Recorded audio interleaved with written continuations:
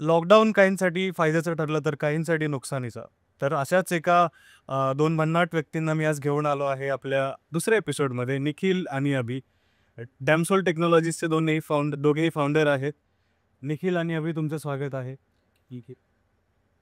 सगळ्याच मोठ्या सुरुवातींना एका छोट्या सुरुवातीची गरज असते. तर तुमची सुरुवात कुठून झाली? काय सांगाल तुमच्या सुरुवातीबद्दल? तर आमची सुरुवात किंवा डॅमसोलची सुरुवात कशी झाली याबद्दलची एक खूप इंटरेस्टिंग स्टोरी आहे. म्हणजे 2020 साली लॉकडाऊन झाले सर्वांना माहीत आहे. तर त्याच 2020 साली फेब्रुवारीमध्ये माझं लग्न झालं आणि त्याच्यानंतर साधारणतः एक 15-20 दिवसच्या नंतर आपल्या लॉकडाऊन आणि लॉकडाऊनच्या आधी मी जॉब करत होतो. पण लॉकडाऊन जसं चालू झालं, जसं जॉबमध्ये जाणं-येणं कमी झालं, सॅलरी मिळणं-मिळणं या सगळ्या गोष्टी झाल्या. तर मग फॅमिली कशी चालवायची? आई-वडील आहेत, तर त्यांचाही स्वतःचा व्यवसाय आहे, पण लॉकडाऊनवर तोही बंद झाला. तर मग पुढे काय? म्हणून सहजच एक मला सोशल मीडियाची जास्त आवड होतं. म्हणजे सफरिंग करणं, वेगवेगळ्या गोष्टी शोधणं. माझी एक फ्रेंड होती, तिने मला जस्ट असंच एक लॉकडाऊनमध्ये कॉल केला, की "निखिल, आता लॉकडाऊन झालेलं आहे, काही काम नाही आहे, तर आपण एक करू शकतो, की ग्राफिक्स डिझायनिंगमध्ये काहीतरी करू शकतो." तर म्हटलं ठीक आहे. म्हणजे मला त्याच्याबद्दल आयडिया होती. तर मग मी Facebook ॲड वगैरे रन करायला सुरुवात केली. म्हणजे मला जास्त काही एक्सपर्ट नव्हतो मी, पण एक थोडीशी आयडिया होती. तर त्यातून क्लायंट्स मिळायला लागले. तर मग स्टार्टिंग स्टेज कशी होती, की मी क्लायंट्स वगैरे आणायचं आणि मी माझी जी फ्रेंड आहे तिच्याकडे फॉरवर्ड करायचं. ती पण ती डिझाइन बनवून घ्यायची आणि आम्ही क्लायंटला ते पुढे फॉरवर्ड करायचं. तर अशी सुरुवात करता साधारणतः 15-20 दिवस, एका महिन्याचा वेळ गेला आणि नंतर मला त्याच्यामध्ये पोटेन्शियल दिसू लागलं, की हां, आपण हे करू शकतो. तर मग मी फ्रेंडसोबत जाणं स्किप केलं आणि मी ह्या बिझनेसमध्ये अभिषेकला इन्व्हॉल्व केलं. अभिषेकला पूर्ण कॉन्सेप्ट सांगितली. माझ्या घरच्यांना पूर्ण कॉन्सेप्ट सांगितली, की असं-असं आहे, आपण याच्यामध्ये जाऊ शकतो, करू शकतो. आणि त्याच्यानंतर मग आम्ही स्वतः याच्यामध्ये उतरलो. आम्ही दोघांनी स्वतः स्टार्टिंगला एकदम बेसपासून म्हणजे सेल करण्यापासूनची जबाबदारी आम्ही दोघांनी स्वतः घेतली. आणि तिथून डॅमफॉलची सुरुवात झाली ग्राफिक्स डिझायनिंग. आणि ग्राफिक डिझायनिंग आमचं साधारणतः 1-2 वर्ष चांगलं चाललं. म्हणजे खूप जोमात चाललं. त्याच्यानंतर कॉम्पिटिशन वाढलं. एआय आलं. तर मग ह्या गोष्टींमुळे आम्हाला ग्राफिक्समधून थोडासा आपलं एक बाजूला जाऊन दुसरी काहीतरी सर्व्हिसमध्ये जाणं खूप गरजेचं होतं. नसेल तर मग तुमचा तो स्टार्टअप बंद होण्याच्या मागे जाते राहतो. तर मग त्यानुसार आम्ही कसं केलं, की ग्राफिक्समधून ठीक आहे, आता एवढं ग्राफिक्सपर्यंत आपण इथपर्यंत आलोय. ग्राफिक्सने आपल्याला एवढं करून दिलंय. तर ह्याच्या व्यतिरिक्त आपण काय सर्व्हिसेस देऊ शकतो? तर मग आम्ही डिजिटल मार्केटिंग लॉन्च केलं, सॉफ्टवेअर डेव्हलपमेंट लॉन्च केलं आणि आता रिसेंटली आम्ही एआयमध्ये चॅटबॉट डेव्हलपमेंट्स ह्या गोष्टी बघतो. तर हा असा एक प्रवास होता, जो अजून सुरू आहे आणि अजून आम्हाला हा खूप पुढे न्यायचा आहे. खूप छान. जसं तुम्ही सांगितलं, लॉकडाऊन नंतर हा प्रवास सुरू झाला. त्याच्यापूर्वी तुम्ही दोघे काय करायचे? तर लॉकडाऊनच्या पूर्वी ॲक्च्युली मी जे होतो, ठीक आहे. तर माझं तर ॲक्च्युली एज्युकेशन चालू होतं आणि एज्युकेशन नुकतंच माझं संपलेलं आणि त्याच्यानंतर हा जो पॅन्डेमिक आला आणि त्याच्यामध्ये एक घरात बसण्याशिवाय दुसरा काही आपल्याकडे ऑप्शन नव्हता. तर त्याच्यासोबत लाईक एज्युकेशनल आपलं जे बॅकग्राऊंड आहे, तर त्याला एक्सपेक्टेड काहीसा असं एक बिझनेस किंवा एक स्टार्टअप करण्याच्या उद्दिष्टाने आम्ही हा ॲक्च्युली स्टार्टअप चालू केली. बट तो स्टार्टअप म्हणता आपण आता एक प्रायव्हेट लिमिटेड फर्म आपण रजिस्टर्ड केलेली आहे. ठीक आहे. तर त्याच्यामध्ये बरेच आपण नाविन्य आणण्याचा सुद्धा प्रयत्न करतो. अच्छा. हां, नाविन्यावरून आठवलं मी स्वतः तुमच्या सोशल मीडियाला फॉलो करतो. तुमच्या सोशल मीडिया चॅनल्सवरती बऱ्या प्रकारे तुम्ही रील्स पोस्ट करत असता किंवा कधी-कधी काही कॉमेडी रील्स पोस्ट करत असता. कधी कुठल्यातरी एका सामाजिक गोष्टीला हात घालायचा प्रयत्न करता. त्यामागची आय डोंट नो त्यामागचा उद्देश काय तुमचा किंवा ते कसं सुरू झालं? ओके. तर रील्स बनवणं किंवा ऑफिसमध्ये फनी रील्स किंवा कुठल्यातरी एखाद्या गोष्टीवरती रील्स बनवणं, ह्याच्यामागे म्हणजे आम्ही दोघं तेवढं त्याच्यामध्ये इंटरेस्टेड नव्हतो स्टार्टिंगला. तर ही सगळं आहे, हे सगळं माझी वाईफ स्वाती. म्हणजे तिची ही आयडिया आहे, की आपण रील्स वगैरे करूयात. त्यातून थोडासा एम्प्लॉयीला पण थोडंसं एंटरटेनमेंट होईल एक 30 मिनिटासाठी. आता 30 मिनिटामध्ये फक्त आम्ही हे सगळं करतो. दुपारी जेवण झाल्याच्या नंतरचे जे 30 मिनिटं असतात, त्या 30 मिनिटामध्ये आम्ही हे करतो. तर तिची अशी कॉन्सेप्ट होती, की आपण रील्स वगैरे करूया सोशल मीडियावर. त्याच्यातून आपल्याला भरपूर लोकं ओळखतील. प्लस आपले जे एम्प्लॉयी आहेत, ते एम्प्लॉयी दिवसभर कंटिन्यू काम करतायत. आणि एक 30 मिनिटाचा वेळ आपण त्यांच्यासाठी देऊ शकतो, की तुम्ही ह्या 30 मिनिटामध्ये तुमचा माइंड रिलॅक्स करा. याच्यामध्ये एक महत्त्वाचं कारण असं असतं ना, रील्स शूट करताना बिहाइंड द सीन्स आपण ज्याला म्हणतो, बरेचसे जॉब होतात आणि त्या जॉबमध्ये आमची टीम एवढी म्हणजे त्यांच्यामध्ये एवढं जास्त जोक्स होतात, की एवढे जास्त हसतात, की दिवसभर आज जे काही टेन्शन आहे, क्लायंटचे प्रॉब्लेम्स आहेत, मीटिंग आहे, ते सगळं विसरून जातात आणि त्या 30 मिनिटानंतर दुपारनंतर टीम पूर्ण फ्रेश होऊन परत कामाला लागते. तर हा आमचा त्याच्यामागचा मेन उद्देश होता. आणि दुसरा उद्देश असा की आपली ब्रँडिंगही होतीये. आता आमच्याकडे YouTubeला चांगले सबस्क्रायबर आहेत, Instaवरती चांगले सबस्क्रायबर आहेत. त्याच्यानंतर बिहाइंड द सीन्सचे जे व्हिडिओज असतात ते आम्ही आमच्या टेलिग्राम चॅनलला पोस्ट करतो. तर तिकडेही चांगले सबस्क्रायबर आहेत, की जे लोकांना बिहाइंड द सीनमध्ये काय झालं, की नेमका हा व्हिडिओ शूट झालाय, तर तो कसा झाला? त्याच्यात किती ते घ्यावे लागले, त्याच्या कॉन्सेप्ट काय होती, कुणी काय सांगितलं, काय मध्ये जोक झाला, हे सगळं आपण टेलिग्रामला टाकतो. तर हा एक आमचा कॉन्सेप्ट आहे. अच्छा. सो तुम्ही ज्या प्रकारे बोलला, की तुमची टीम, तर आजकाल perfect hiring is as same as tender. Right swipe, left swipe. Correct match भेटणं खूप अवघड आहे. सो तुम्ही कसं टॅकल करता या सिच्युएशनला? जसं की अभिला एखादा सॉफ्टवेअर इंजिनियर हवा, बट त्याचं CTC ब्रॅकेट जे आहे ते 3 लाख ते 5 लाख आहे. पण एखादा परफेक्ट मॅच शोधण्यासाठी आपल्याला त्याचं एक्सपेक्टेशन 10 लाख असतं. सो आपल्याला परफेक्ट मॅच शोधणं खूप अवघड जातं आजकाल. सो तुम्ही या सिच्युएशनला कशा प्रकारे टॅकल करता? तर ह्या सिच्युएशनमध्ये आपल्याला सपोज एक हायरिंग करायची, ठीक आहे. फर्स्ट ऑफ ऑल च्या साईडने पहिला एक इन्क्वायरी जाते, की आपल्याला ही हायरिंग हवी. एक्झॅक्टली 1 पर्सन आपल्याला टीममध्ये हवा आहे, की 5 पर्सन आपल्याला टीममध्ये हवे. तर आपण फर्स्ट ऑफ ऑल त्याच्याकडे ती इन्फॉर्मेशन पास करतो. तर आता त्याचं जे कॅपिटल किंवा ब्रॅकेट असतं, तर आमचा जो पार्ट येतो तो लाईक बॅकएंडमध्ये आम्ही सर्व डिस्कस करतो. ठीक आहे, आम्हाला एवढी रिक्वायरमेंट आहे, ती फुलफिल करा. त्याच्यानंतर निखिल सर जे आहेत ते सगळा पार्ट हँडल करतात HRचं. तर हे HRचे क्वेश्चन्स ॲक्च्युअली ते बेटरली एक्सप्लेन करू शकतात तसं. प्लीज. येस.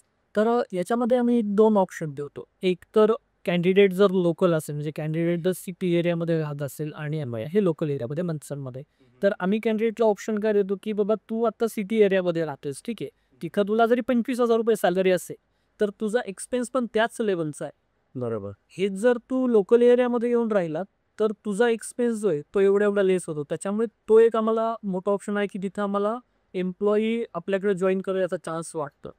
आणि जर हे करूनही नाही झालं, तर आमच्याकडे सेकंड ऑप्शन असतो फ्रीलान्स. आम्ही त्या कॅन्डिडेटसोबत डिस्कस होईल, की बाबा असं आहे. तुझी एवढी सॅलरी आम्ही अफोर्ड नाही करू शकत. पण हां, तू एवढं काम कर, आम्ही तुला एवढी फ्रीलान्सिंग कॉस्ट देऊ. तू दिवसातले 2 तास आम्हाला दे किंवा दिवसातले 3 तास हे तसं करून मग आम्ही ती हायरिंग फुलफिल करण्याचा ट्राय. अच्छा. तुमच्या याच उत्तराला अनुसरून माझा एक प्रश्न आहे, की एक तुम्ही स्टिरियोटाइप मोडत काढून तुम्ही एखादं IT सेक्टर ह्याच एरियात असलं पाहिजे, असं न करता तुम्ही तुमच्या लोकलाइट एरियामध्ये तुमची कंपनी ओपन केलीच. त्यामागची आयडिओलॉजी काय? किंवा तिथेच का? किंवा तुम्हाला ते कन्व्हिनियंट होतं म्हणून, की अजून काय रिझन? आता ह्याच्यामध्ये कसं असतं, की दोन्ही पण आहेत. जसं की आम्हालाही कन्व्हिनियंट आहे आणि दुसरं म्हणजे कसं, की आमच्या एरियामध्ये जर पाहिलं म्हणजे मनसर, हायफाटा, त्याच्यानंतर राजगुरुनगर, ह्या एरियामध्ये नारायणगाव, ह्या एरियामध्ये IT रिलेटेड कुठलीच इंडस्ट्री नाही किंवा IT ची सर्व्हिस प्रोव्हाइड करणारी कुठलीच कंपनी नाही आहे. आणि आपल्या इकडचे म्हणजे आमचा तिकडचा जो टॅलेंट आहे तो सगळा सिटीमध्ये गेलेला. तर आमचा असा प्लॅन आहे ना, की लोकल एरियामध्ये काहीतरी पाहिजे, की जो इथला क्राऊड बाहेर जातोय किंवा इथले एज्युकेटेड लोक बाहेर जाऊन करतायत, त्यांना इकडं स्ट्रगल आहे, एक्सपेन्सेस आहे, तर ते लेस होऊन जर तुम्ही इथं आपल्या इथं सगळं भेटतंय आणि आपल्या मनसरसारख्या एरियामध्ये सगळं भेटते, तर तुम्ही तिकडे या. आमचा हा आहे, की मनसरला आम्हाला मोठं करायचं आहे, की मनसरमध्ये म्हणजे समजलं पाहिजे लोकांना, की या मनसरमध्ये IT सिटी आहे, IT कंपनी आहे, ती ह्या सर्व्हिसेस प्रोव्हाइड करते. आणि ऑब्व्हियसली आम्हालाही कन्व्हिनियंट आहे. आमच्या घरापासून 10-12 किलोमीटरचा डिस्टन्स आहे. आम्ही रोज घरी येऊन जाऊन करू शकतो. आमच्या घरी शेती आहे. आम्ही शेतीही पाहू शकतो, ऑफिसही पाहू शकतो. दोन्ही गोष्टी आम्ही करू शकतो. जो कन्सर्न आहे, की आपण स्वतः जसं करू शकतो, आपला कम्फर्ट झोन पण म्हणू शकतो. आणि एम्प्लॉयसाठी जरी आपण पाहिलं, तर तो कॅन्डिडेट जरी त्या गावचा असला किंवा आसपासच्या जरी सिटीचा असला, एक तर प्रत्येकाला जबाबदारी असते, कोणाला आपले घर सोडायचं नसणार, ठीक आहे. आणि ते जर होणं आपल्यासोबत जर होऊ शकतं, तर आपण दुसऱ्यांचा जर विचार केला, ठीक आहे, तर त्यांना सुद्धा हे कन्व्हिनियंट होऊ शकतं. प्लस आपण ज्या जागेत वाढलोय किंवा ज्या तालुक्यात आपण वाढलो, तर त्या तालुक्याचं नाव जर मोठं होत असेल किंवा गावाचं नाव मोठं होत असेल, तर त्याचा आपल्याला अभिमानच पाहिजे कसून, बरोबर. जर मनसरचं नाव आपण इन फ्युचरमध्ये बोलू, की ठीक आहे, चाकण जसं आहे लाईक बोलू, की आपण MIDCs वगैरेसाठी फेमस आहे, ठीक आहे. त्याच्यानंतर पुढे आल्याच्यानंतर IT पार्क्स वगैरे, तर असंच आपल्या तालुक्याची सुद्धा काहीतरी ओळख जर होत असेल, ठीक आहे. इंडस्ट्रीज आपल्याकडे कमी आहेत, बट जर IT डेव्हलप आपल्याकडे होत असेल, तर कुठल्याही तालुक्याला आपला नावलौकिक का नको? आणि आपण जर तिथले भूमिपुत्र असेल, आपल्याला त्या गोष्टीचा अभिमान पाहिजे आणि आपण त्याच्यासाठी काम केलं पाहिजे की आपण आपल्या तिथल्या एरियासाठी काहीतरी करू. तर हा एक आपला मोटिव्ह त्याचा असू शकतो. नक्कीच नक्कीच. सुरुवात करायला पाहिजे कोणीतरी, ती आम्ही केली आहे. म्हणजे फ्युचरमध्ये बाकीच्याही कंपनीज येतील, त्यांचाही हातभार लागेल, पण एक सुरुवात महत्वाची होती, ती आपण सुरुवात केली. सो आपण कॅन्डिडेटच्या स्ट्रगलवरती येऊयातच. पण तुमचं स्टार्टअप सुरू करताना लॉकडाऊन नंतरही लॉकडाऊनमध्ये तर ऑलमोस्ट सगळ्यांनाच फायनान्शियल क्रायसिस झाले. त्याच्यानंतर किंवा apart from financial crisis what challenges did you face? बिझनेसमध्ये किंवा स्टार्टअपमध्ये चॅलेंजेस खूप सारे आहेत. आपण जर काउंट केले तर फक्त इव्हन एम्प्लॉईचं चॅलेंज नाही आहे. बऱ्याचशा वेळेला लीड्स, मार्केटिंग, ब्रँडिंग ह्या सगळ्या गोष्टीचे चॅलेंजेस आहेत. जनरली सेल्स टीम आहे. सेल्स टीमचे वेगवेगळे चॅलेंजेस असतात. म्हणजे सगळ्या गोष्टींमध्ये मार्केटिंग तुमचा मेजर पार्ट येतो. जर तुमची मार्केटिंग परफेक्ट असेल, तर तुमच्याकडे लीड्स पण येत आहे. त्या लीड्स तुमची सेल्स टीम त्यांना हँडल करताना कन्वर्ट करते. म्हणजे तुमचा मेजर पार्ट आहे मार्केटिंग. तुमच्यावरती कंपनी किती ट्रस्ट ठेवते, तुमचा ब्रँड किती लोक ओळखत आहे, हे खूप इम्पॉर्टंट आहे. हा एक आमचा मेजर फॅक्टर आहे की मार्केटिंगला सुरुवातीचे 1-2 वर्ष मी मार्केटिंगवरती जास्त फोकस केला नाही. म्हणजे नाही केलं याच्या मागचं कारण होतं की त्यावेळेस लोकांकडे ऑप्शन नव्हते. ओके. ग्राफिक डिझायनिंग म्हणा किंवा ह्याच्या सर्व्हिसेस प्रोव्हाइड करणारी ही खूप कमी लोक होती. त्या इंडस्ट्रीकडे जास्त माहीत नव्हतं. त्याच्यामुळे आम्हाला मार्केटिंगकडे जास्त लक्ष द्यायला लागले नाही. पण आता त्याच्यानंतरचे जे 2-3 वर्ष आहेत, त्याच्यामध्ये आम्हाला स्पेशल मार्केटिंगवरतीच लक्ष द्यावं लागलं.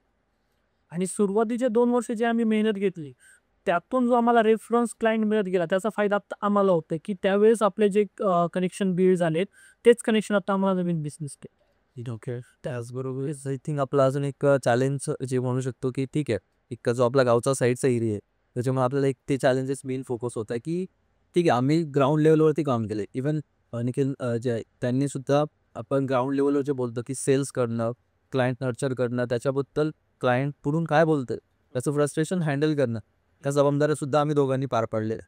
तर बऱ्याच वेळा काय होतं की आपण जे नवीन हायरिंग करतो, ठीक आहे, तर बऱ्याच वेळा जे आपल्या एक्सपेक्टेशन असतात त्या मॅच नाही होते. ठीक आहे, मग त्यावेळेस काय होतं, तो कॅन्डिडेट आपल्याला मे बी चुकला आहे किंवा त्याला आपल्याला ट्रेन करायचं आहे. ठीक आहे, तर ट्रेन करून मे बी बऱ्याच वेळा काय होतं की ही इनिशियल स्टेजला आमच्यासोबत झालेलं की ते बऱ्याच वेळा त्यांनी कंपनी लीव करणं, जस्ट फुल ट्रेनिंग घेणं, त्याच्यानंतर आपण फुल हवर्सची ट्रेनिंग देऊन सुद्धा त्यांनी कंपनी जॉईन न करणं. हा एक त्यावेळेस एक मोठा ड्रॉबॅक आमच्यासाठी तो असायचा की ठीक तर आपल्याला लोकल लोकल म्हणण्यापेक्षा एक मंचर जो एक गावच्या साईडचा एरिया असल्यामुळे ते फाइंड आउट करणं थोडं हार्ड जायचं. बट त्याच्यानंतर जे काही चेंजेस झाले, AI आलं किंवा बरेचसे प्लॅटफॉर्म्स आले की ज्याच्यावर आपण हायरिंगला फोकस करू शकतो, तर ते एक बिझनेससाठी हेल्पफुल झालं की तो एक आपला मेजर प्रॉब्लेम होता. कारण गावच्या साईडला हा प्रॉब्लेम फेस होतो की एम्प्लॉई थोडं भेटणं अवघड नाही. एम्प्लॉई खूप आहेत. स्किल पर्सन भेटणं किंवा स्किल एम्प्लॉई भेटणं आपल्याला खूप अवघड आहे. बट आता सध्याच्या जे काही साईट्स वगैरे आहेत जिथून आपण हायरिंग करू शकतो, तर त्यामुळे हा प्रॉब्लेम आपला सॉल्व्ह आहे. त्यावेळेस इव्हन आपण जे बोलतो की सर एजन्सीज वगैरे असतात, हायरिंग एजन्सीज, HR रिक्रुटमेंट्स, यांच्यापर्यंत आपण जाऊन हायरिंग केलेली आहे. तर हा आउटसोर्सिंगसाठीचा, तर हा आपल्यासाठी एक म्हणायला लागेल की हा जास्त ड्रॉबॅक होता आणि एक हेडॅक आमच्यासाठी होता की डोकेदुखी, की आपल्याकडे प्रोजेक्ट येऊन पडलेले आहेत. ठीक आहे, प्रोजेक्ट्स आहेत, बट ते आपल्याला फुलफिल करायला आपल्याकडे स्टाफ कमी पडतं. तर काही नाही झालं तरी ते एक टेन्शन आपल्याकडे असते, एक डोक्यावरती फ्रस्ट्रेशन येऊन जातं की नाही भेटलं तर काय होईल.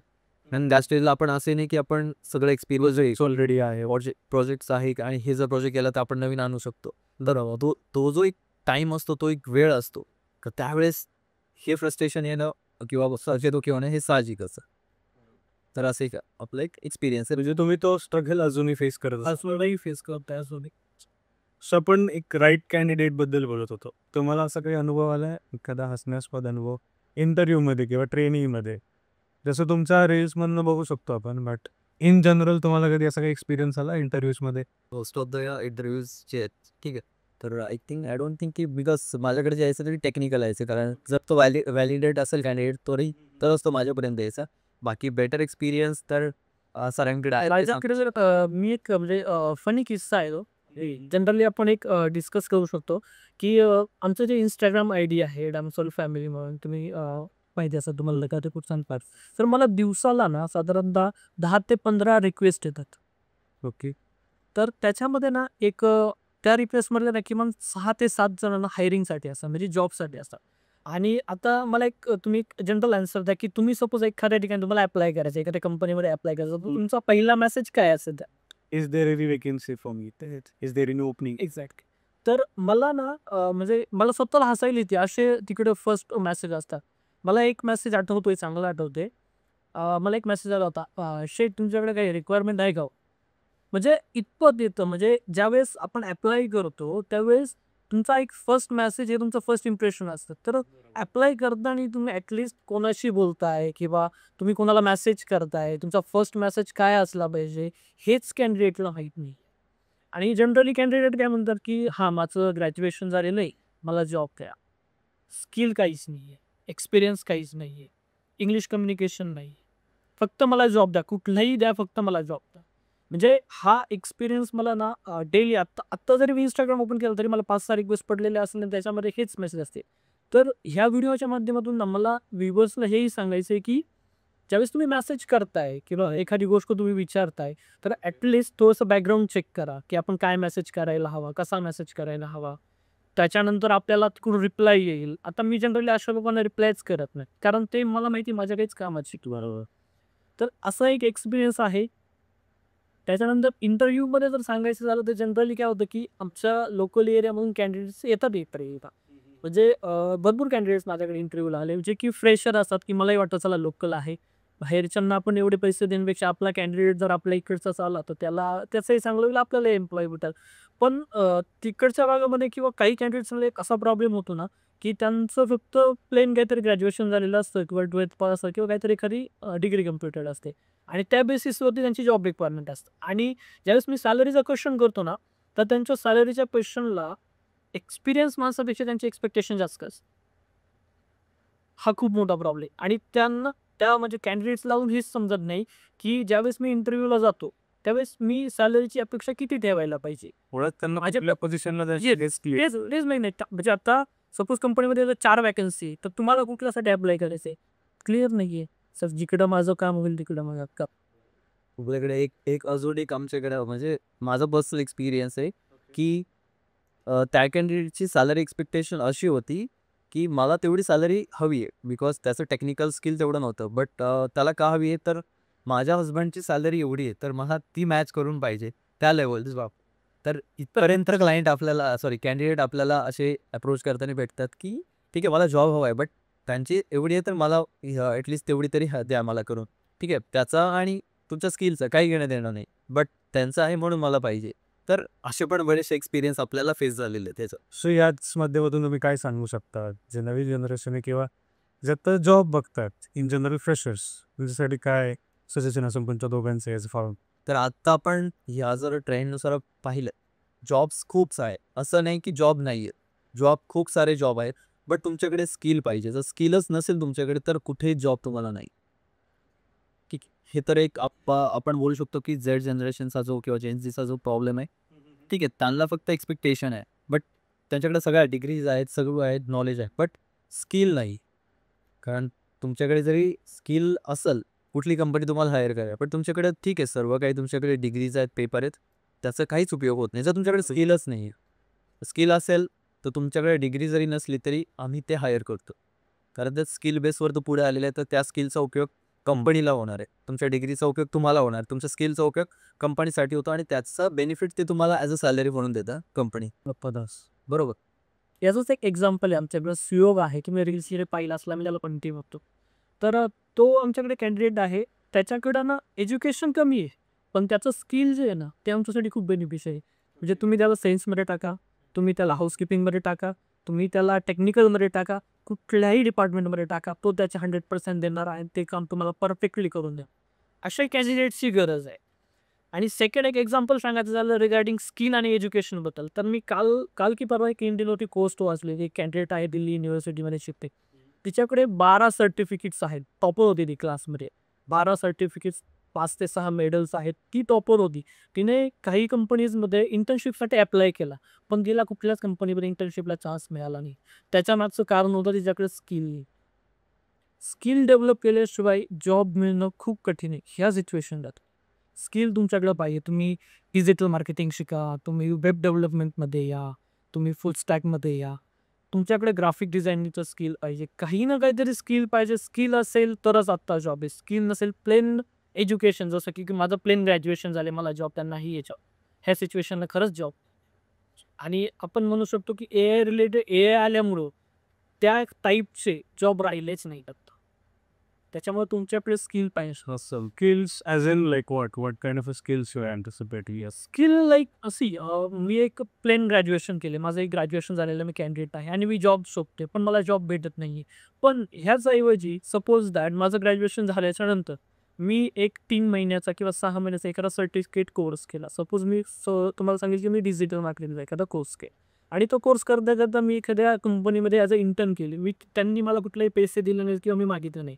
फक्त जे मी शिकतोय ते मी लाईव्ह प्रॅक्टिकल करतो. बरोबर. हे करून जर मी 6 महिन्यामध्ये माझ्या स्वतःमध्ये डेव्हलपमेंट केली, तर आफ्टर 6 मंथ मला एक चांगला जॉब भेटू शकतो. हे स्किल, याला म्हणायचं स्किल. ग्राफिक्स डिझायनिंग एक तुमच्याकडे स्किल आहे. आता साधारणतः 2020 म्हणजे ज्यावेळेस आमचा स्टार्टअप होता त्यावेळेसची गोष्ट आहे. माझ्याकडे 2 डिझायनर होते, ग्राफिक्स डिझायनर. निरुपा आणि मिहीर असे दोघांची नावं आहेत. दोघेही बहीण भाऊ होते. गुजरातचे आहेत दोघे ताई. They both people are very best. म्हणजे ते लोकं माझ्याकडून महिन्याला, एका महिन्याचा जर आपण विचार केला तर त्यावेळेस 1.5 ते 2 लाख रुपये पेमेंट घ्यायचे. फक्त फ्रीलान्सिंग केलं. ग्राफिक्स डिझायनिंग, कारण त्यांच्याकडे स्किल होतं. बरोबर. तर ती स्किल आत्ताच्या जनरेशनमध्ये पाहिजे. आणि झेड जनरेशनचा तो प्रॉब्लेम.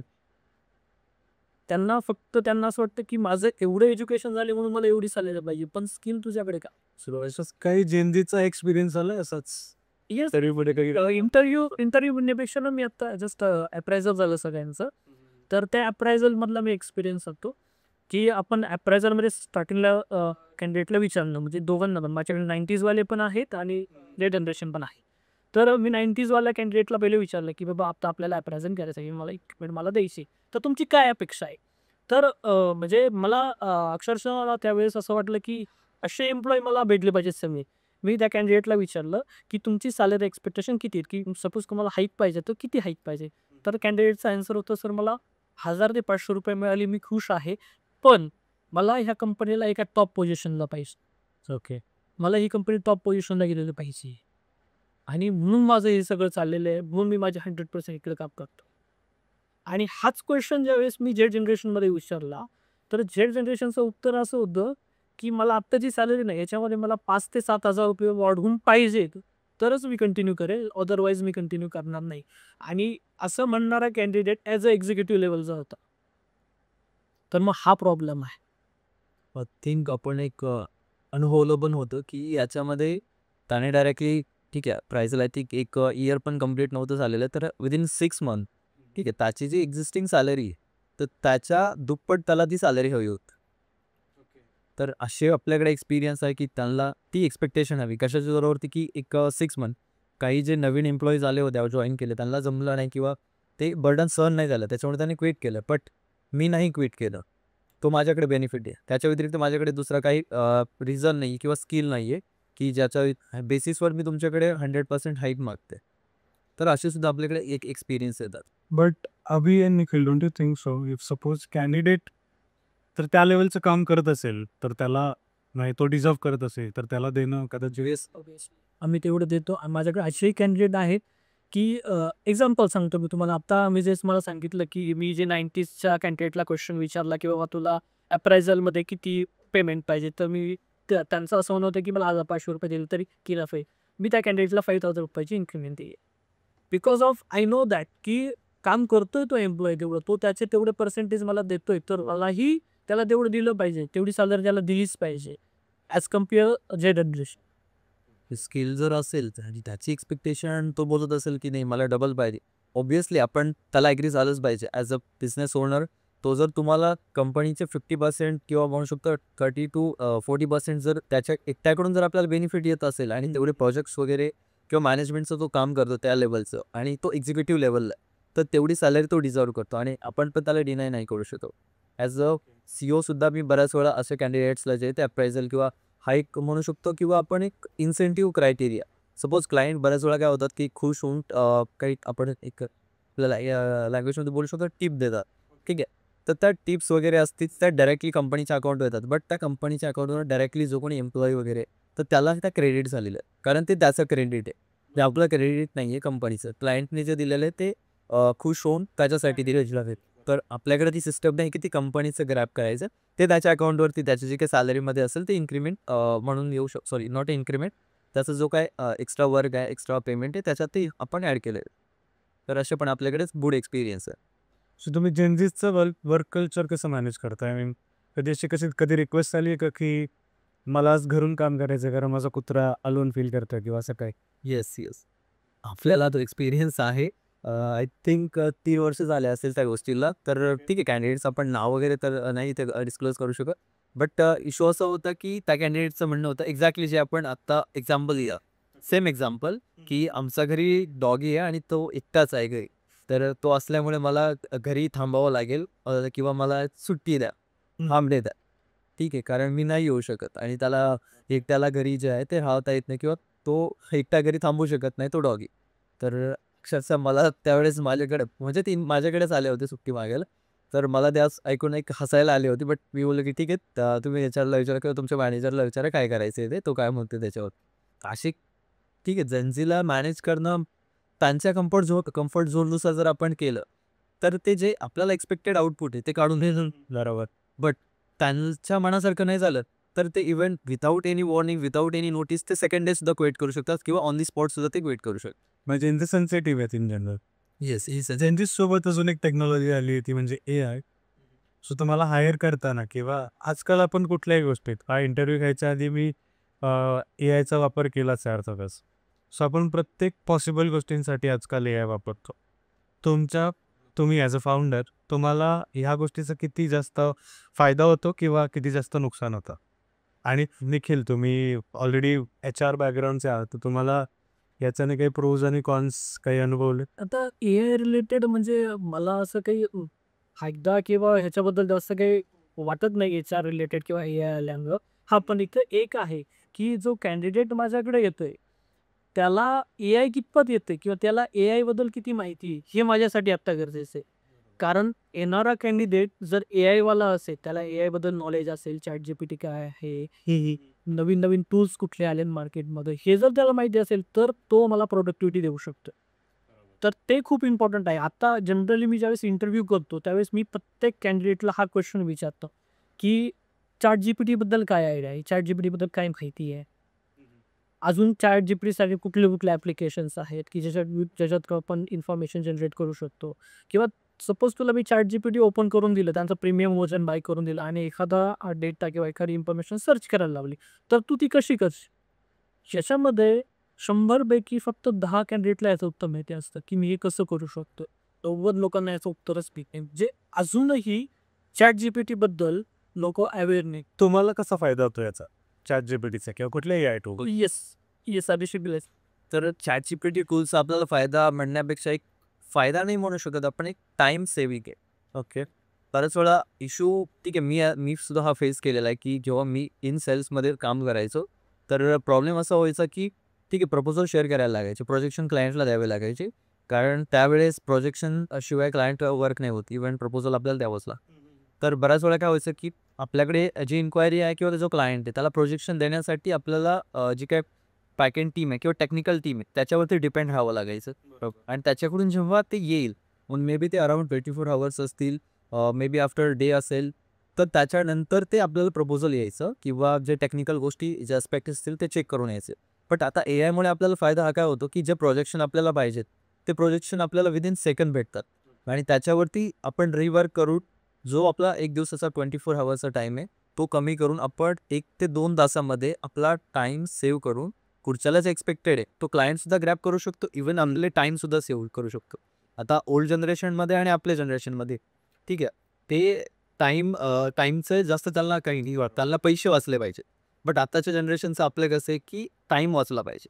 पैसे आपल्याला वाचवायला टाईम जर भेटला, तर आपण पैसे कमवू शकतो. तर हा एक आपण डिफरन्स बोलू शकतो, की ओल्ड जनरेशनमध्ये आणि आताच्या जेड जनरेशनमध्ये आहे किंवा इव्हन ठीक आहे, बऱ्यापैकी आपली जी जनरेशन आहे ती 90sची आहे. ठीक आहे, आपल्याला जरी सपोज एक एक्झाम्पल आपण घेऊयात, आपल्याला जर कुठं जायचं आहे, ठीक आहे, तर आपण आपली जनरेशन म्हणा किंवा थोडी आपल्यापेक्षा ओल्ड जनरेशन ती काय करते, की ठीक आहे, त्याला जायचं आहे, तर आपण ह्याने जाऊया, चालत जाऊया, 1 तास आपल्याला लागेल चालत जायला. ठीक आहे, हा झाला एक 90च्या जनरेशनचा. बट त्याच्यावर जी झेड जनरेशन आहे ती काय विचार करते, की ठीक आहे, ₹10 जाऊ देत, मी बसने जातो, त्याला जायला 1 तास लागतोय, मला जायला 10च मिनिटं लागतील. माझे जे काही टाईम उरतोय त्यावेळेत मी दुसरं काहीतरी करेल. हा एक बर्ड जनरेशन गॅप. कुठेतरी फायदाच आहे ना, म्हणजे मॅन्युअल पेक्षा बरोबर. ऑटोमेशन कधीही चांगलं, राईट? एक्झॅक्टली फायनान्स आहे. कधीतरी फायनल आउटपुट चुकीचं असू शकतं ऑटोचं, but manual is time taking, right? त्याचा एक HR मध्ये एक एक फायदा मला असाच जाणवतो ना, की म्हणजे चॅट जीपीटीने आता बऱ्याच वेळा काय होतं, की टेक्निकल राउंड जो असतो त्यावेळेस प्रत्येक डिपार्टमेंटचा टेक्निकल माणूस अवेलेबल असं होत ना. तर काही जी टेक्निकल क्वेश्चन्स असतात, सपोज एखादा फुल स्टॅक डेव्हलपर माझ्याकडे आला, तर त्याला टेक्निकल क्वेश्चन विचारायचे, पण मला टेक्निकलबद्दल आयडिया नाही आहे फुल स्टॅकबद्दल.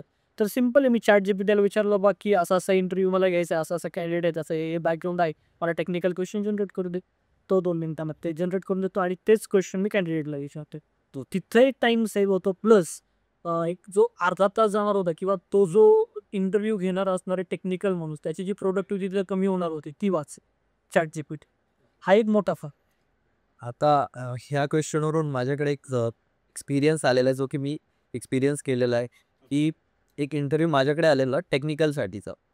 आणि आत्ता ह्या पॉईंटला तो रिलेट काय करतोय का, AIचा जो पॉईंट आपल्याकडे आलेला आहे, तर तो कॅन्डिडेट जो आहे तो समोर बसला, ठीक आहे, इंटरव्ह्यू चालू आहे, तो ऑन स्क्रीन इंटरव्ह्यू होता, तर समोर इंटरव्ह्यू चालू आहे, कॅमेरा पण चालू आहे, ठीक आहे. तर इकडून आपण जे क्वेश्चन विचारतोय, तर तो कॅन्डिडेट आय थिंक साईडला जे आपण बोलतो, की PC ठेवून तो सहज असं इकडे बघून इकडे करतो. की तुम्ही जर काही करत असाल, ठीक आहे, इंटरव्ह्यूसाठी जर चॅट जीपीटीची हेल्प घेताय, तर ते समोरच्याला सरळ सरळ दिसतंय, हे दिसून सुद्धा तुम्ही ते कॉपी करताय.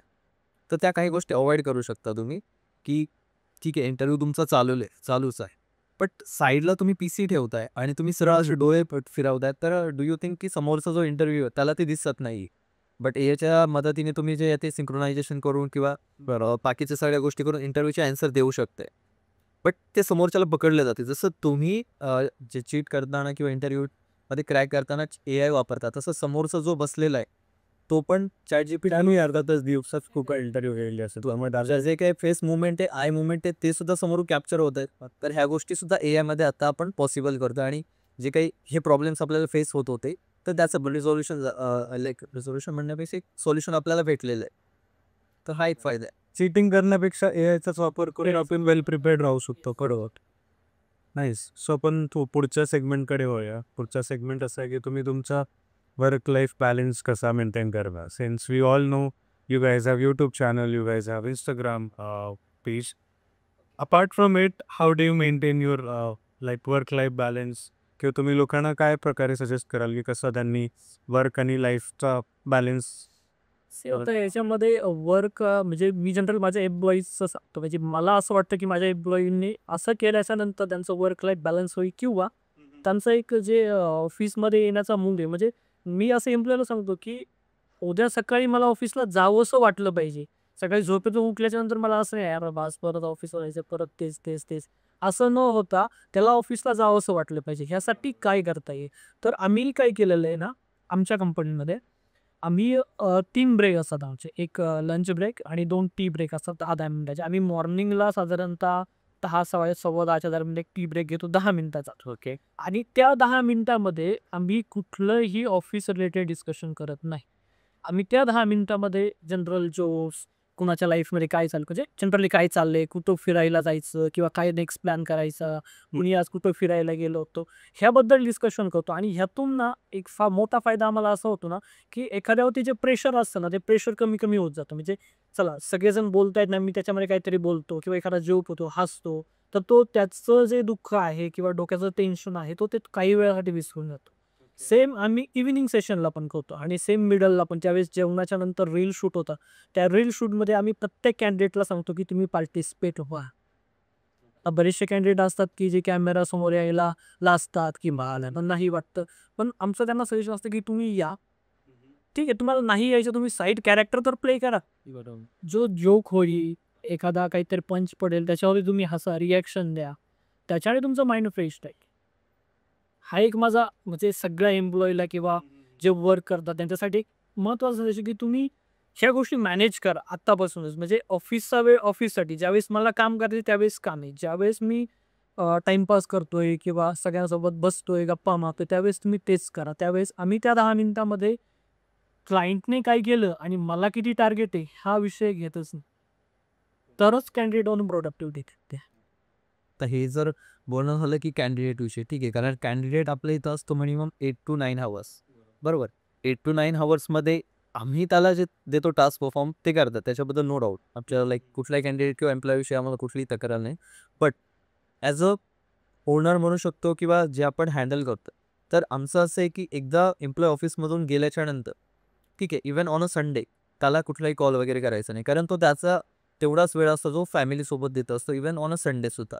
बऱ्याच वेळा काय होतं की इन प्रेशर काम केलं जातं, ठीक आहे, तर तसलं कुठलंही बर्डन दिलं जात नाही. इवन तुला संडेच्या दिवशी सुद्धा काम करावं लागेलच. तर असं कुठलंही आम्ही एक स्ट्रिक्टली ह्याच्यामध्ये क्लायंटला वर एम्प्लॉयसाठी, बरोबर, कुठलंही असं आम्ही बर्डन देत नाही. ह्याने काय होतं की त्याची प्रोडक्टिव्हिटी आपल्याला जे वर्किंग डेज आहे त्याच्यामध्ये ती दिसते. आणि बर्डनमध्ये काम केलं काय होतं की त्याचा एक माइंडसेट येतो आल्याच्या नंतर, की ऑफिसमध्ये एंटर झाल्याच्या नंतर आज मला एवढं एवढं काम करायचं आहे. सपोज एक तो graphic designer, suppose let's take an example, तो एक ग्राफिक डिझायनर आहे. ऑफिसमध्ये आल्याच्या नंतर त्याच्या माइंडमध्ये पहिला विचार काय की मला माझं टार्गेट कंप्लीट करायचं आहे, बरोबर. ठीक आहे, हे त्याच्यावर एक बर्डन राहतं. बट आपलं नाही, तुझी क्रिएटिव्हिटी आली पाहिजे. तू 5च जे असतील तुझं कामं कर किंवा 5च जे काय तुझे पोस्टर्स वगैरे असतील ते क्रिएट कर किंवा 5 टास्क तू परफॉर्म कर, बट ते वेल परफॉर्म कर. जेणेकरून आम्ही सुद्धा तुला बोलायला लागलं नाही पाहिजे की ठीक आहे, तू ऑन अ संडे काम कर. इव्हन आपण ते बोलत नाही की तू तुझा वेळ तू त्याच्यात जे आहे ते मॅनेज करायचं. आणि ह्याच्या व्यतिरिक्त ॲज अ फाउंडर जर तुम्ही बोला, ठीक आहे, एम्प्लॉय तर आपल्याकडे 8 तास काम करतात, बट ॲज अ फाउंडर, बरोबर, तर फाउंडर किंवा जो बिझनेसमॅन काम करतो तो 8 तास कधीही काम करत आहे. तो ऑलवेज 24/7 त्याला काम असतं. तर ह्याच्यामध्ये ठीक आहे, एम्प्लॉयसाठी आपण बोलू शकतो की वर्क लाईफ आणि लाईक फॅमिली लाईफ थोडी बॅलन्स राहते. बट ॲज अ फाउंडर कधीही बिझनेसमॅनची लाईफ जी आहे ती बॅलन्स राहत नाही. कुठे ना कुठे ती कमी पडतं. एकतर ह्या वेळेत तुम्हाला फॅमिलीला तर वेळ द्यायचा असतो आणि ह्या वेळेत तुम्हाला कामाला सुद्धा प्रेफर करायचं असतं. कारण बऱ्याच वेळा जर टीम अवेलेबल नसेल तर ॲज अ ओनर म्हणून नाही तर तुम्हाला एम्प्लॉई म्हणून तिथे काम करावं लागतं ॲज अ ग्राउंड लेवलवरती जाऊन. कारण राईट. आपण एम्प्लॉयला पण डिस्टर्ब नाही करू शकत. बट जिथं वाटते की मी स्वतः तिथं जाऊन काम करू शकतो, ठीक आहे. तर ह्याचं तिथे कसं आपल्याला कसलाही गर्व नसला पाहिजे की मी म्हणू शकतो की यार मी कसं जाऊन ते काम करू शकतो.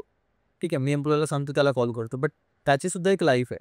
तर आम्ही विचार करताना किंवा एम्प्लॉयला जर काही कॉल करायचा असेल तर आम्ही पहिला हा विचार करतो की नाही, हे काम जर माझ्याच्याने पॉसिबल होत असेल तर मला गरज नाही ना जो काही आपला एम्प्लॉई त्याला डिस्टर्ब करायची. तर हा आपला पहिला पर्स्पेक्टिव्ह असला पाहिजे. आणि इवन जेव्हा फाउंडेशन फेजमध्ये होतं किंवा वर्किंग फेजमध्ये होतं तर दोघांनी सुद्धा ॲज अ फाउंडर 12-12, 16-16 तास दोघांनी आम्ही वर्क केलेलं. इवन जेव्हा सर्व्हरचा वगैरे इश्यू लास्ट टाइम फेस झाले होते तर ऑफिसमध्ये झोपायची सुद्धा आमची वेळ आलेली. तर इथपर्यंत तो स्ट्रगल वगैरे झालेला आहे. आणि मग ह्या सिच्युएशनमध्ये ॲज अ बिझनेसमॅन आपण बोलू शकतो की लाईफ बॅलन्सिंग थोडंसं आपल्याला हार्ड आहे. इव्हन आपल्या वडिलांशी आईशी as a being a startup owners, founders तुम्हाला थोडंसं टफ आहे. बट टफ होत. हां, as a employ you guys maintain life balance. बऱ्याच वेळेला मित्र-मैत्रिणी भेटतात, म्हणजे त्यांचं असं असतं की यार तुम्ही काय बिझनेसमॅन आहे, तुमची लाईफ म्हणजे चालेल. पण त्याच्या पाठीमागचे परिश्रम किंवा आम्ही कुठल्या परिस्थितीतून वरती आलोय किंवा काय मॅनेज करावं लागतं हे त्यांना माहीत नसतं. तर बिझनेसमन होणं एवढं सोपं नसतं. म्हणजे आता जनरली आता आम्ही सेटल झालेलो, म्हणजे एक मागच्या 2 वर्षापासून आम्हाला म्हणजे जबाबदाऱ्या कमी झाल्यात आमच्या. तर आम्ही पण स्वतःचं लाईफ एक एन्जॉय करण्यासारखं आम्ही सुरू केलेलं आहे. म्हणजे संडेला जनरली आम्ही जास्त वर्क पाहत नाही. तर आधी कसं व्हायचं की आम्ही संडेला पण काम करायचं. पण आता जनरली आम्ही संडेला पाहत नाही. घरी शेती आहे, शेतात काही काम असेल, आम्ही दोघं अजूनही शेतात जातो कारण आम्ही शेतकरी मित्र.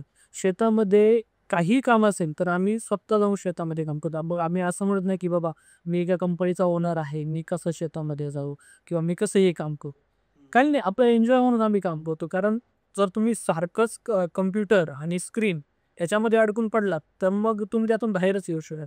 पण आम्ही रविवारचा वेळ त्या गोष्टीसाठी देतच नाही. आम्ही तिकडं लक्ष देतच नाही. इव्हन आम्ही एम्प्लॉयला पण सांगतो संडे तुमच्यासाठी आहे, एन्जॉय करा. क्लायंटला सांगा वर्किंग टाईममध्ये तुम्हाला रिप्लाय देण्याचा आहे. ओके. सो तुम्ही एक विषय मांडला की एखादं काम ते 4च गोष्टी कर किंवा 5च गोष्टी कर. तुम्हाला असं नाही वाटत का की यामागे आपल्या क्लायंट्सचं डेडलाईन किंवा काही गोष्टी मिस आउट होऊ शकतात? बरोबर, एक्झॅक्टली मिस आउट आपण होऊ शकतात, ठीक आहे. बट ह्याच्याकडे आपल्याकडे जर टीम ऑप्शन असू शकतं, ठीक आहे, किंवा आपण एक वेल मेंटेन शीट ठेवली, टास्क शीट, ठीक आहे. तू जर 5च परफॉर्म करणार असेल तर तू तुझ्या टीममेटला किंवा कलिगला सांगून तू बाकीचं तुझं काम जे असेल ते करून घे साईड बाय साईड. जेणेकरून एक फ्रेश माइंडने तू दिल्याच्या नंतर इव्हन हा एक ऑप्शनल होऊ शकतो. बट जर सॅटिस्फाईड असेल क्लायंट, तर तो तुम्हाला डेडलाईनमध्ये थोडासा एक एक्स्ट्रा बेनिफिट देऊ शकतो. एक रिलायबल तुम्हाला देऊ शकतो, की ठीक आहे, मला जर चांगलं आउटपुट भेटतंय, इव्हन मला जर चांगली सर्व्हिस भेटत असेल, तर मी थांबायला रेडी आहे. मला काही इश्यू नाही. जर समोरच्याकडून मला जे एक्स्पेक्टेड आहे त्याच्यापेक्षा एक्स्ट्रा ऑर्डिनरी मला भेटतंय, तर तो समोरचा क्लायंटसुद्धा डेडलाईन जे असेल ते एक्सटेंड करून देऊ शकतो आपल्याला. तर हा एक आपल्याला बेनिफिट भेटतो, की सॅटिस्फॅक्शन जर असेल समोरच्या क्लायंटचं, तर तो आपल्याला एक नाही इव्हन 10 रेफरन्ससुद्धा देतो. प्लस आपल्याला ते एक थोडा कम्फर्ट झोनमध्ये सुद्धा काम करायला तो आपल्याला मुभा देत असतं. याच्यातून तुम्ही नवीन स्टार्टअप्सला काय सांगाल? काय त्यांनी मेंटेन केल्या पाहिजे गोष्टी? आता नवीन स्टार्टअपसाठी सांगायचं म्हटलं ना, तर पेशन्स खूप गरजेचे आहे. जे आता फक्त कंपनी स्टार्ट करणं आणि 4 लोकांना कामावरती ठेवणं आणि स्वतः खुर्चीत बसणं आणि बॉस बनणं, ही कॉन्सेप्ट जर आता तुम्ही करताय, तर तुमचा स्टार्टअप 1 वर्षापेक्षा जास्त दिवस चालू शकत नाही. किमान सुरुवातीचे 2 ते 3 वर्ष तुम्हाला ग्राउंड लेव्हलवरती काम करावं. इव्हन छोट्या-छोट्या आम्ही स्वतः ऑफिस क्लीन केलेलं आहे. सगळं करावं लागतं स्टार्टअप लेव्हल. पण जर तुमची ही मानसिकता नसेल, तर तुम्ही स्टार्टअप न केलेलंच बरं. तुम्ही जॉबमध्येच चांगले आहात. तुमच्यामध्ये पेशन्स पाहिजे, कन्सिस्टंट पाहिजे.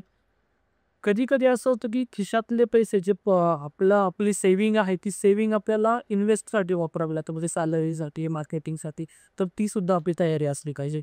जेव्हा तुम्ही जे कन्सिस्टंटली कराल, त्याच्यानंतर मग तुम्ही ॲज अ बिझनेसमन रन पुढे.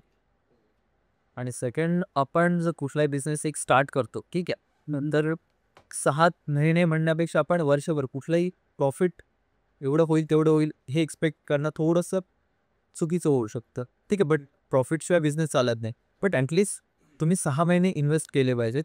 एक तर तुमचा टाईम, त्यांचा मनी आणि त्याच्यानंतर तुमचं सर्वस्व म्हणण्यापेक्षा जे काही एक्स्पेक्टेशन आहेत, त्या सर्व तुम्ही तिथे लावल्या पाहिजेत. आणि एक 6 महिन्याच्या नंतर मग तुम्ही त्या कंपनीतून किंवा जो तुमचा स्टार्टअप आहे, त्याच्यातून तुम्ही एक्स्पेक्ट करू शकता प्रॉफिट.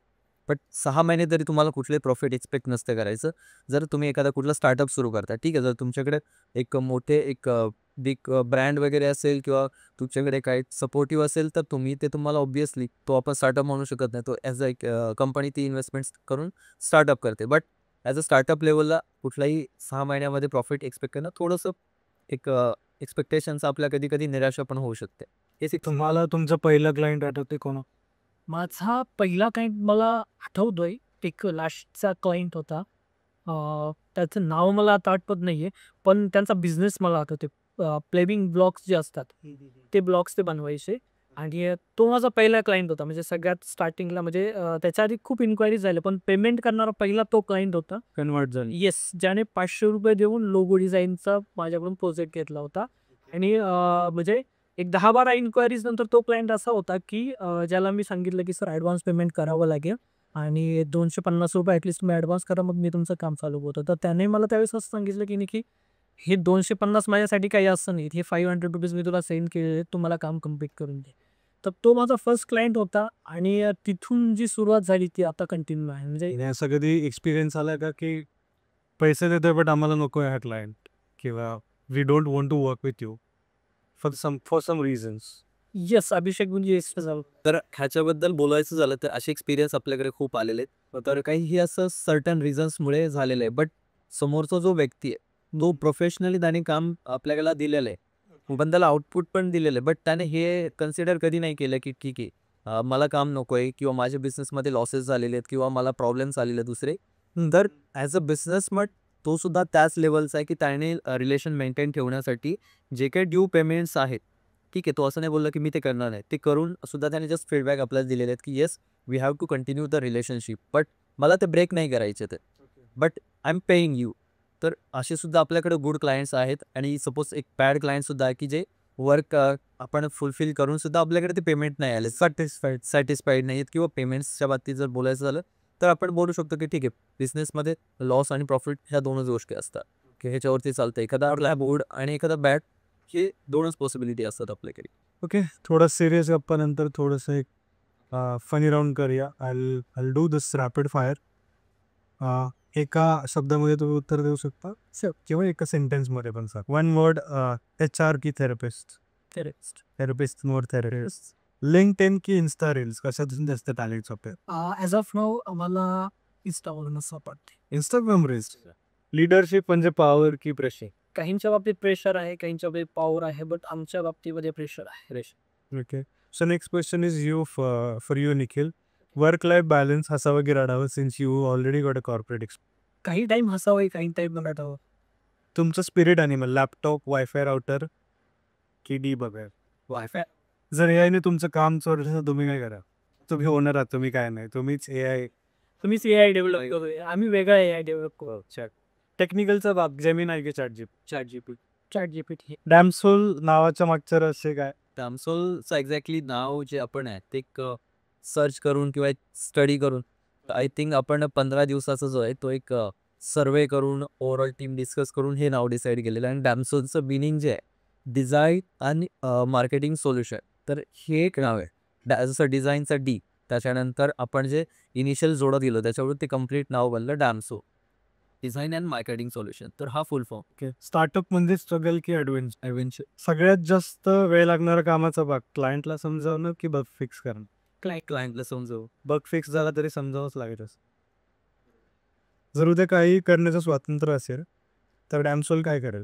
डॅमसोलचं एक ड्रीम आहे की मंचर सिटीमध्ये IT हब उभा आहे. ओके.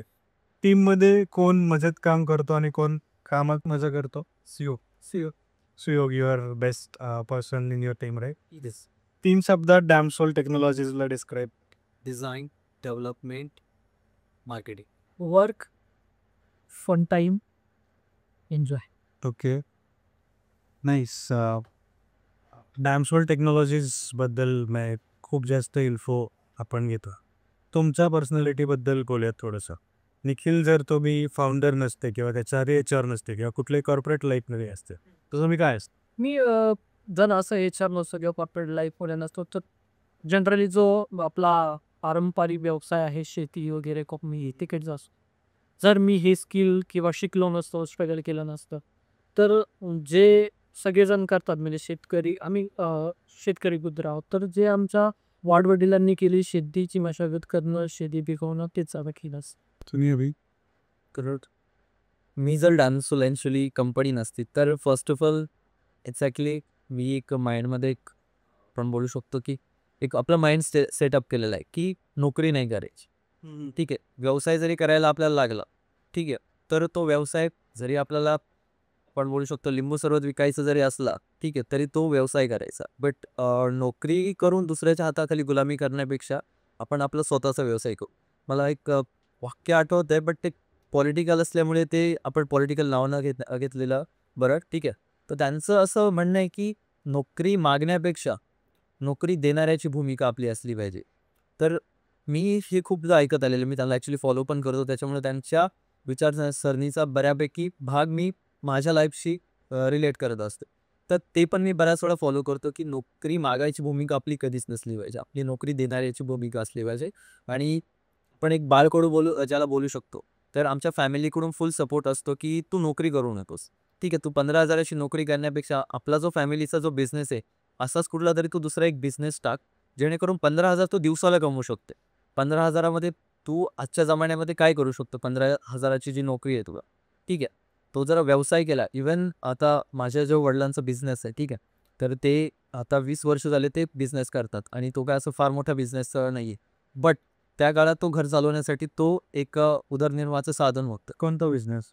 तर तो म्हणायला गेलं तर आपण जे बोलतो एक बाजार वगैरे असतं, तर त्याच्यामध्ये माझे आईवडील जे मागचे 20 वर्ष जे ते सेलिंग करतात. आपण जे बोलू शकतो एक कटलरी शॉप आहे त्यांचं. तर ते आठवडा बाजारामध्ये जे असतात तर ते त्यांचंच शॉप आहे 22 वर्षापासून. ते बोलले की तू इथे खेळ ठोकायचं किंवा पाल जरी ठोकलं तरी तू महिन्याला तेवढे पैसे आणू शकतो जे की तू नोकरी करून नाही आणू शकत. तर हे बाळकडून मी लहान असल्यापासून शॉपवर जाण्याच्या जे काय माझ्या वेळा यायच्या, तेव्हा मला ती एकच गोष्ट लहानपणापासून समजवली जायची. इव्हन आणखी सणाला सुद्धा ती गोष्ट समजून सांगितली जायची की तुम्ही ह्या गोष्टी फॉलो करा. जरी डॅमसोल नसती तरी मी विचार केला असता तो बिझनेसचाच केला असता, त्याच्या व्यतिरिक्त मी दुसरा कुठला विचार नसता केला. आणि ॲज अ बॅकग्राऊंड जर माझं गेलं असेल तर मी आयुष्यात कधी कुठली नोकरी केलेली नाही आहे, इवन सिंगल डे. मी चौकन गेले तो सगळं time like investment time invest केला तो बिझनेससाठी किंवा कुठला स्टार्टअप आपल्याला करता येईल किंवा नाविन्य काय आणते ह्या गोष्टीसाठी आपण तो इन्व्हेस्ट केले. सो नवीन जॉब शिकायसाठी जर तुम्हाला 3 शब्दात काही सांगायचं असेल तर काय न्यू जॉब सिकरसाठी मी सांगेल, जे 3 शब्दात जर तुम्ही म्हटला लिमिटेड ठेवलेले मी 3 शब्द. एक तर आहे, माझं पहिल्यापासून आहे इंटरनेटमध्ये स्किल. त्याच्यानंतर कम्युनिकेशन आणि तुम्ही समोरच्याला कसं युटिलाइज करू शकता. ह्या 3 गोष्टी तुमच्याकडे पाहिजे.